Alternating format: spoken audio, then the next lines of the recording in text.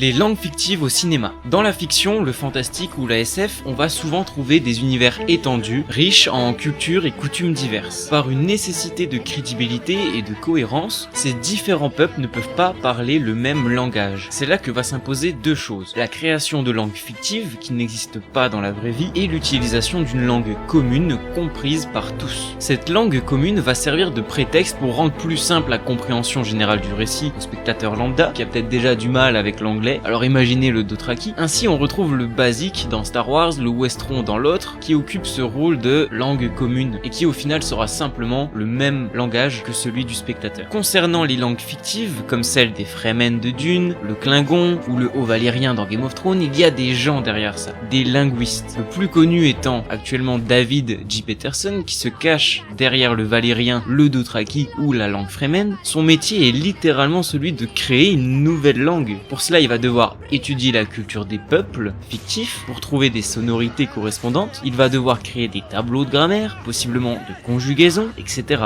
Et pour moi, cette démarche de création linguistique va énormément servir les propos de l'œuvre adaptée et aider le spectateur à se plonger dans l'univers. Et j'apprécie cette possibilité qu'on a, en tant que spectateur, de vérifier si ce qui est dit à l'écran signifie bien quelque chose. Mais ce n'est pas toujours le cas. Par exemple, les langues de Star Wars n'ont pas été conçues avec une grammaire ou une syntaxe élaborée. Tu ne peux pas traduire des phrases au mot à mot, et c'est normal vu le nombre de civilisations existantes. Le but ici était principalement de créer une sensation d'exotisme des différents peuples de la saga et non de permettre une traduction totale des répliques. Alors qu'en face, on a des auteurs comme Tolkien, lui-même linguiste, qui a d'abord créé plusieurs langues avec plusieurs sous-dialectes pour ensuite créer des peuples qui parleraient ces différentes langues. Je trouve ça passionnant. Quand Aragorn nous chante une chanson en elfique, tout est traductible. Qu'est-ce que c'est beau.